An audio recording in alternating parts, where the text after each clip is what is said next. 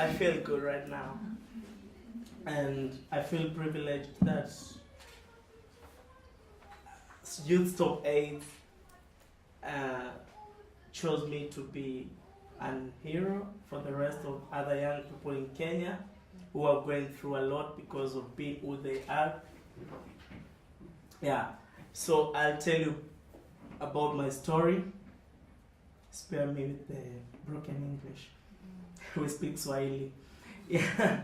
So I was born in Kenya, Mombasa. That's the coastal part of Kenya. 24 years back. And when I was 16, I think I just felt I wanted to talk to someone about my sexuality.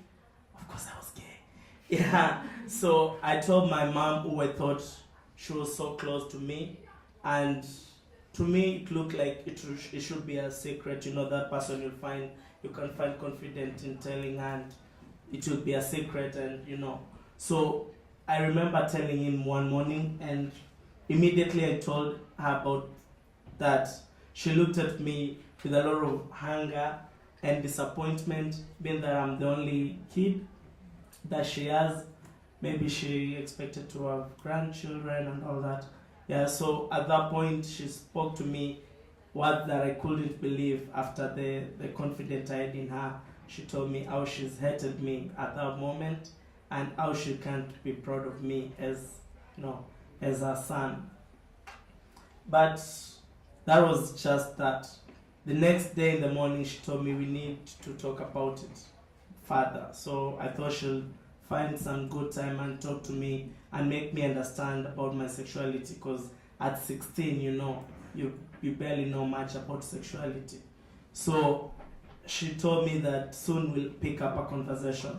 And then I remember after that I was going on with my whole week, and I remember one Sunday going to church, and immediately I want to get out of the house. She tells me, you know, don't go. Today we have a family conversation. I wondered what family she talked about, because my father was never home and she never talked to me so much. Like generally, I've never had any conversation to talk about anything with her. So it just clicked that it has to do with my sexuality thing. And I was like, oh, fine. Then this is the best moment I've always waited for, to find someone I can talk to. Maybe she has thought she needs to talk to me better. But as the day was going on, I remember my uncle, I would see my uncles come in that Sunday. And it was strange because they didn't choose to come to my house. So at that time, I'm wondering, did she tell like everyone?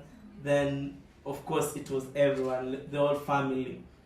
And so I waited for that conversation eagerly, and I thought my uncles would be in a better position to talk to me now that I'm a boy child. You know, they'll tell me something that I can pick from them and learn maybe and shape my sexuality life. Yeah, and so as the day was going on, I remember being called, and then we started the conversation. So technically it was supposed to be they sit me down, ask me maybe what I've done so far, maybe why I think of myself differently, or because Africa, of course, it will be a thing of who taught you that. Yeah, so I thought they should also have asked that. It was important because I would tell them openly how it all started. But immediately after I was called and they were sitting me down, one of my uncles started, you know, a bitter talk around how much I've disappointed the family, how much they can never want to associate with me being a gay person, and that I should find my own family where I belong, because they didn't feel I'm so worthy to be part of their family. And so at that point they start beating me up so bad. I was beaten to an extent of being, being unconscious. And I remember it was because of, I would go unconscious because one of my uncle knocked me and I was lying on the floor. He's stepping on my back, then he hit my head on the floor. Like, then I have this mark here, this is where I hit. And this mark reminds me a lot about where I come from with my whole life, you know. And so at that point they beat me up so bad and left me, and later on they took me to hospital because of the bleed. And so from that time, I will tell you, I was going through hell, being that you'll walk in the street, where in my village where I walk around, but everyone knows about what's going on about me and how disgusting they feel it is. It feels so bad to walk to the shop where everyone is making non-verbals like, look at him, the shameless boy, and all that. And others had the guts to tell it on my face how disgusted they felt about me for being a gay person. And so I was hated to an extent that my own close family, like my cousins, were denied to associate with me in any way. You can imagine at that age of 16, where was I to turn to? I had a bit of hope when it comes to religion. Then I thought maybe my church. But I remember going to my church and being told most of the parents have complained that they wouldn't want their children to be associated with this caste boy. And so at that point I lost all my hope. And with that bad treatment and feeling worthless, I decided to run away from that. Due to that fear, I just ran away. At 16, with no skills in life, I joined sex work. My story goes deep and bad when I talk about my sex work life. It was in that time that I went through sexual violations. It was at that time I was physically violated, and emotionally I was just tormented, and my life was just like I never felt like I could even I even deserve to live, because I was going through a lot. You can't understand when I talk about 5 people gang raping you out of as a result of trusting someone who is a client, being arrested in the streets of Mombasa and Nairobi, then being taken to the cells with grown-ups, because I'm 16, and being sexually violated in the cells, and you can't talk about it. One day I attempted to talk about it, and I was beaten up for that. It was that bad. So I went through a lot in the streets, and with no sexual and reproductive education, and all, I was so desperate to an extent of treating an STI with painkillers. Reason as to why I could not access treatment, it's because we have policies and a law that someone can be jailed for giving services, sexual and reproductive services, to someone below the age of 18 in Kenya. And worse it is when that person being given those services is gay. Yeah, being that, as she said, it's a crime to be an homosexual in Kenya. You can be in 14 years in prison for that. And sometimes I think it's even from the word, if people suspect you are. And so at 16 to 18, I went through a lot in the streets. And when I saw that was enough, I just said to myself, I can go back to my place and face the day-to-day stigma and feel like how I used to feel when I was home, But it's better because I'll not sleep in the streets. I'll have a place to sleep at the end of the day. And so I went through a lot, and I decided to go back to Mombasa. Going back to Mombasa, getting at home that day, I remember seeing my mom leaving for work, and I'm like, I'm back, and she's looking at me. I looked pathetic, and I think one reason that she got me back is because of the sympathy she had on me. You could just tell from how I looked like. And so in the evening, she tells me that some months or a year back, my dad had left simply because he's not proud raising or being associated to a woman who was given birth to an homosexual child. At that time, I didn't belong to him, I think. And so I was worried, like, because the hate that she showed me, that my own mom, hated me so much that she at times would starve me. I would go to bed angry. I would be insulted for no good reason. Every time she has his own stress, and she would put it on me. And every time remind me how worthless I am. And I was losing every part of me. Like, I was hoping every day would come, and every other day will result to my death.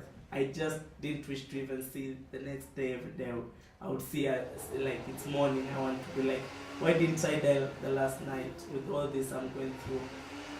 And so I remember being at home one time. I was very ill, and I told my mom, I'm very sick and you need to do something. And she told me, there's nothing I can do for you. Just find your own way to take care of yourself.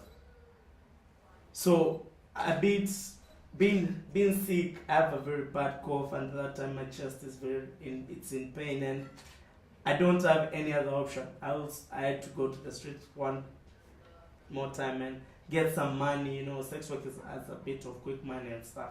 So I would go and get some money, then I would got the money, I had to go to the hospital, and going to the hospital, I went to be treated for a cough. Normally, like, a cough can happen to anyone. But as they were doing the tests, they found out that I have tuberculosis. And it was my first time to hear about it. And I'm being told of a long-term, like, treatment, more than 3 months, I think. And I'm wondering what it means, because the doctor by that time also doesn't have that time to explain much to me. Then I pick my drugs, and I remember going for the next appointment, and the doctor asked me, I initiated you to the drugs, but do you know your HIV status? Putting in mind that I've never had anything around HIV and AIDS. So I've heard about HIV and AIDS, the word HIV and AIDS, But I wouldn't relate to it, because I grew up in a culture that people don't talk about sex at all. And when they talk about anal sex, it's not considered risky. And being that they talk about vaginal sex that is risky, at that point I'm very confident that I'm safe from HIV, because I've never had any heterosexual sex. And so I tell the doctor, yeah, go ahead, if it's important, I can have an HIV test. And they say, I had the HIV test, only to be told at that time, there is not even being told. I would see the 2 lines, and I'm like, doctor, 2 lines, what does it mean? And he's telling me you're HIV positive. I'm like, no, you need to confirm this, do something. So he repeated the test. I was, because I remember it was this finger, so I thought that blood has to be like divided in me. Let's take the right hand. And the results still came positive.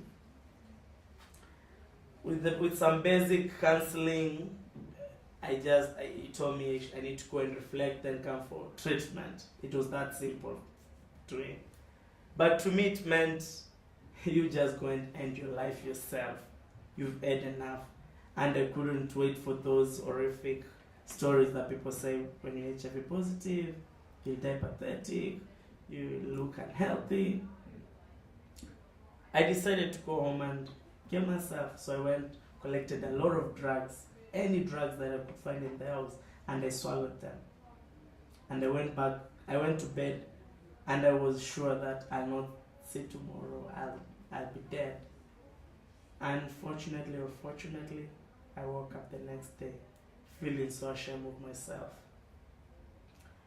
And days were going, I was very denial about that. I could not even want to relate like with that HIV thing. I had that fear in me like never. And so when I was getting enough of fearing what I feel inside me, I thought I can be comforted because I was also facing a lot at home. I decided again to go back to the streets. And I went on with sex work as usual. But being in sex work at that time, I'm meeting different friends, and I met this one important friend in my life. It's called Martin. So I remember that day Martin come, we have a conversation, and then he tells me, you know, one thing, I'm living with HIV, and don't tell anyone, you know, I trust you, and all that. Then at that point, I'm like, how now? I've always, Martin happens to be a pimp in Mombasa up to date, and I work with him, yeah, right now. So I used to admire Martin's life, because being a pimp, you're in a higher privilege of getting, you know, influential clients, you know, and many clients at a go and all that. So many people in the streets who are sex workers will admire pimps, because they have somehow a higher life in the, you know, they rule. So at that time I'm feeling like, so someone can be HIV positive and be this good as I've always wanted to be. I gained some hope in life, and I went back home, reflected about it, and the next day I called Martin and I tell him, you know, we need to talk. It was why, what about what, you know, and he had forgotten whether he even disclosed to me. I told him it's really important, we need to talk. And so he found time to come and meet me. And I think one of the best time in my life that I've ever talked and felt so light, it's that day. I think I told Martin all my life, including what he didn't have to know, you know. And it was the fear of telling out about my HIV status. I'd never told anyone. And so as I was telling him much about my story, things were flowing, and so as today, and so I told him, you know, I'm HIV positive. He looked at me and was like, are you serious? Yeah, I'm serious. And I've never found anyone to talk to. And you encouraged me so much when you told me about you. I feel like many people don't talk about HIV, but you talk to me about HIV. I need to understand about HIV. So he's telling me about treatment, he's telling me about all that. And I remember the next day, Martin always treats me well. He has given me a trip to India sometime back through an organization where he was given an opportunity to go to India, but he said Kennedy should go. So he has always believed in me. So with many treats that he has given me in life, the best treat he's ever given me is taking me to my first HIV appointment to go and take my ART. That's my ARV drugs. And so we go there, and these healthcare providers like, are you homosexuals? Why are you getting two of you men? And then I'm like, I'm confident. I know I've come here for drugs, and he's the only person I can trust. I don't be a barrier, you know. I was that at that moment, you know, and I was so confident. I'd never felt so like I've missed a lot of information before like that time. So I was given the treatment, and we're going home with Martin, and I'm like, you know, there's a lot of stigma associated with being HIV positive. One, I don't have the courage to talk as you can. Again, I can't be swinging these drugs as much as they need them. I'll have to hide them in your place. So I used to hide my drugs at Martin's place. I used to go there every evening, pick my drug, and go for work. And so with time, I think I started to build, you know, I started to have some confidence in me that the treatment was being effective, and I was having some, you know, there might be side effects, you know, all these in the when you first initiated into ARVs. So every time I used to tell him, you know, I dreamt so bad, he used to tell me, it's normal, you'll overcome that process. It's normal. You'll be like me. These days I don't get such dreams. It happened when I was started. Even those symptoms, even those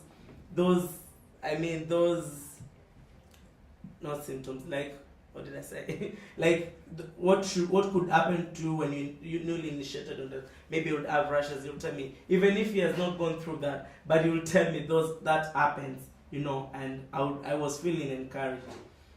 And I remember in like 3-4 months, he would see me. I was coming back to life and living lightly, accepting my status. I was literally becoming healthy, and you could see my hips, and Yeah. I was becoming, curvaceous I am. And I used to love myself, and I used to feel like I have I have a sense of purpose. And as I was growing on with Martin as a friend, I happened to be meeting more friends who are also HIV positive. And that encouragement to me meant we need to find other people who are like us, who don't have a shoulder to lean on. So I remember our first conversation on what we need to do was we needed to have an organization for people living with HIV. That was Martin's idea, it wasn't mine. I told Martin, what are you talking about? Are you talking about an organization? We're only 5. How can we make an organization of 5? You must be joking. Let's talk about a support group where we can be meeting as friends, discuss our issues, and it's done.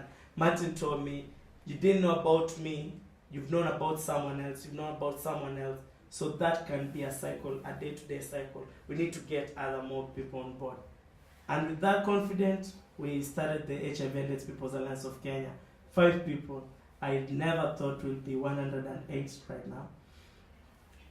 And so, one thing is, stigma is one thing that is in the community. We just have to live with that. I've learned to be strong. I've learned to share. And when you're sharing, you get light, as I said.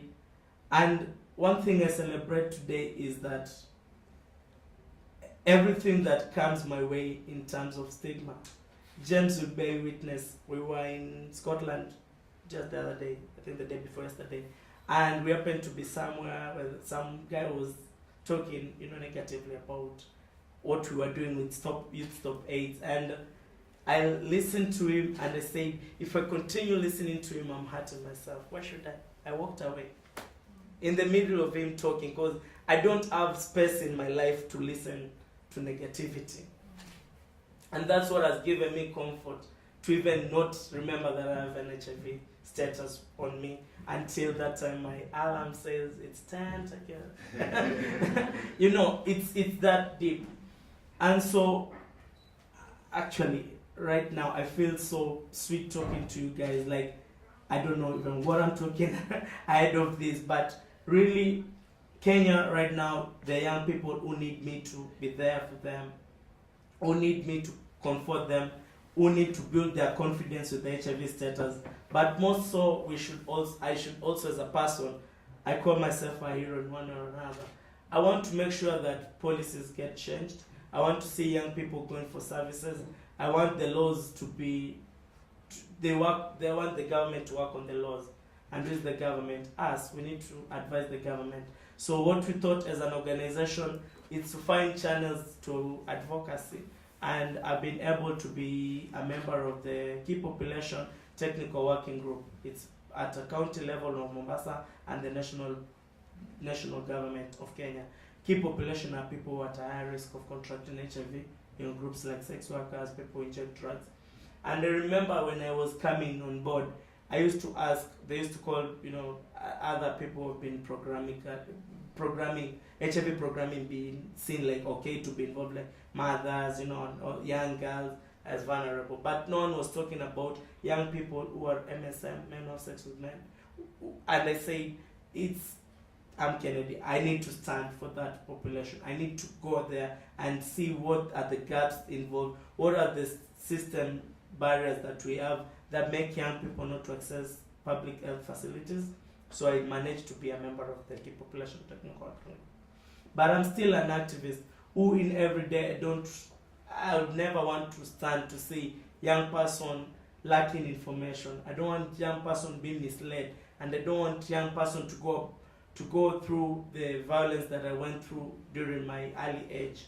I'm still young right now. But I don't want, at 16 right now, another Kennedy to go through what I went through. So it all starts with us as a community, start talking about real issues. If really there are obstacles that make people maybe feel worthless, we need to talk about it. And when we talk about it, then things will happen, changes will come. Thank you.